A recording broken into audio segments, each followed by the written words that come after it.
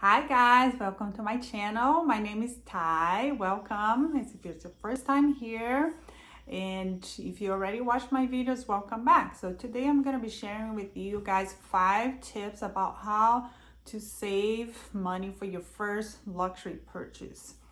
Okay, I'm also gonna share some things that I did with my first one. I'm just gonna be more towards the end. Just make sure you watch the whole video so you can share a little bit of my story as well. But let's just start. Okay. All right. Tip number 1: what you should do to save for your dream bag or your dream luxury purchase. So first one, set your goal. So you have to make sure what you're gonna buy. Don't just save your money and see, oh, I'm gonna see what's available or whatever. I'm just gonna, go with the flow. First thing you have to do is set your goal. Okay, you have to see what bags you want or whatever else you want. I'm gonna be talking about bags because people ask me mostly about bags. And then after this video, I'm going to create another video about talking about what bags you should invest. But for now, I'm just going to be talking about what you need to do in order to save up to get those things that you want. Okay, set your goal. See what bags you want. To check, go around, do some research and see what bag do you want. Do you want your first bag to be a Louis Vuitton bag? Do you want a Gucci bag? Do you want a Chanel bag? Do you want a Prada bag? Do you want a Dior bag? And it just depends on your taste. I don't know. I can't tell you what you're gonna buy, but set your goal. If you're going for a Chanel bag, for example, and then because it's a lot more than a Louis Vuitton bag, and if you want to invest first in a Chanel bag, of course you're gonna have more work than a Louis Vuitton bag. But set your goal. Keep in mind, get a picture of the bag that you want, save in your phone or save somewhere, print it, just save it somewhere and see, I'm gonna have this bag and I really like this bag. And I would also do some research about the bag that you want, just set the goal and do some research and see like the reviews, watch other YouTube videos about the bag that you picked and see if it's worth it, because sometimes we want something and then it's not really worth it getting. So just make sure you watch videos and make sure that that bag's gonna work for you and it's gonna work for your lifestyle and that's what you really wanted. Because once you get the bag, it's gonna be really hard for you to decide like, oh, I want to return it. You can't really use the bag and then return it.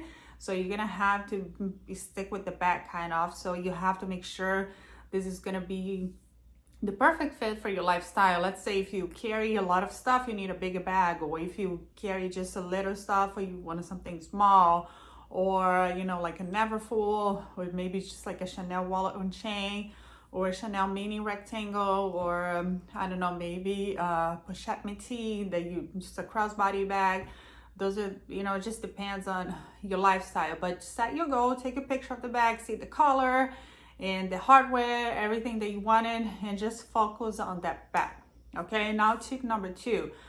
Set up a time. Let's say, oh, I want to get this bag for my birthday, or I want to get this bag for Christmas, my Christmas present. And just set the time frame, because this is going to help you to guide you through the purchase. Because let's say, oh, I want to buy a bag for Christmas. We are in September now, and then you have 3 months. So if you have to save up for 3 months, how much money do you need to have that bag in 3 months? Or if you want to, more time, and then you set up the goal for, oh, maybe my birthday next year, I'm gonna have this bag, so I need to save up. So I have 10 more months for my birthday, so I need 10 months to save, and that bag is gonna be $3,000 or $2,000. So I need to save out $300 a month or $200 a month.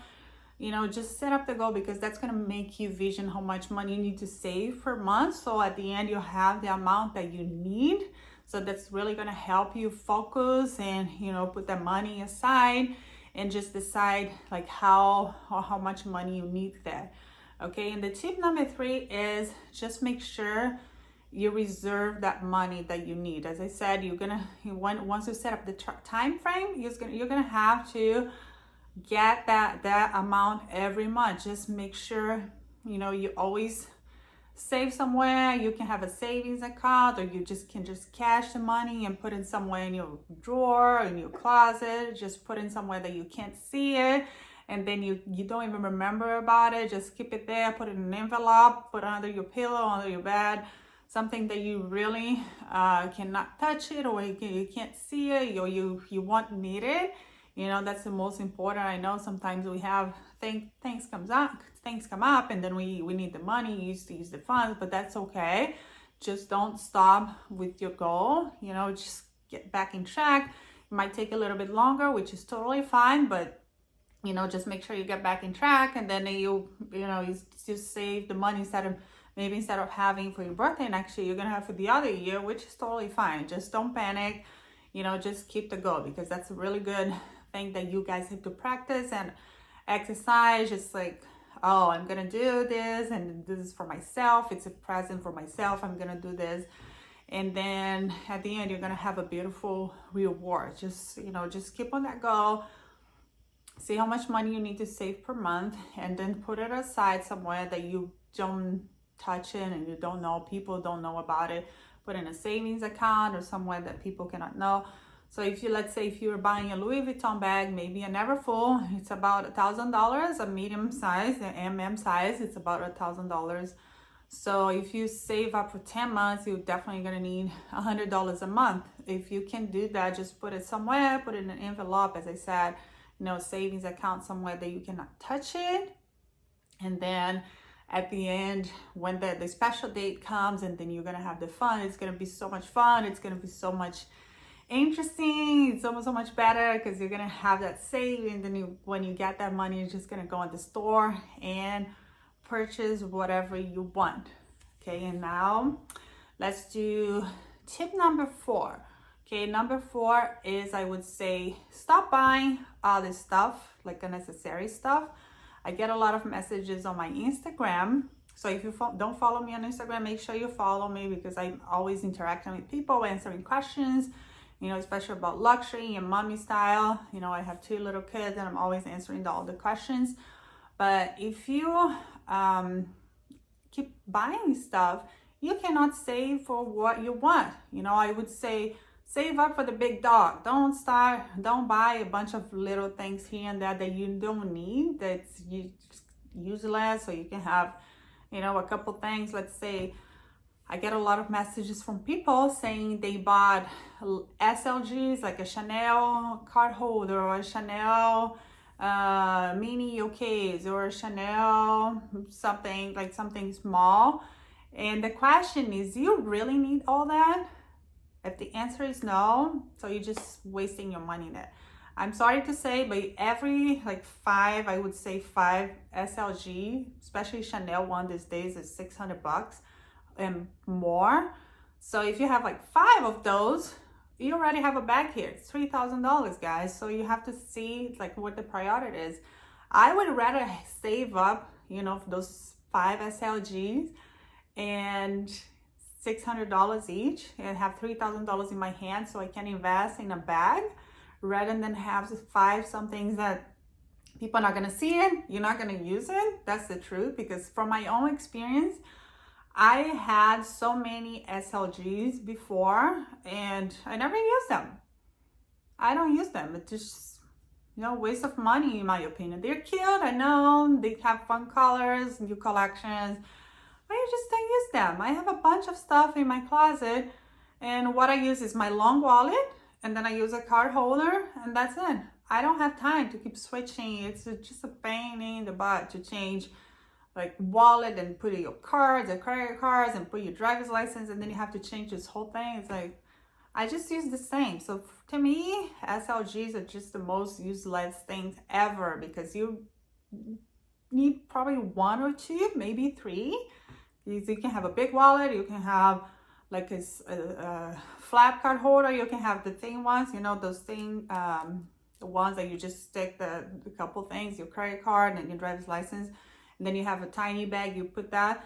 Those are useful ones, but if you want to get a collection in like every color or every style, so this doesn't make any sense, because they're never gonna get out of your drawer You're gonna take great pictures from Instagram, but you're just wasting all your money there. Just make sure you get something that you use. You definitely, you know, you need something that it's gonna get out. If it's not using, it's just for pictures from Instagram, you're just losing money. Save that money to buy the big dog. Go get the bag that you want and save up for something big that's actually worth it, because no one is gonna see. As I said, it's only for you, the SLGs, and you're like, oh, I'm gonna use the yellow one today and I'm gonna use the purple one tomorrow. But so, you know, make sure, like, I would rather rotate bags because they're a lot more useful. You carrying them and you have different styles, but SLG, it's like, okay. And also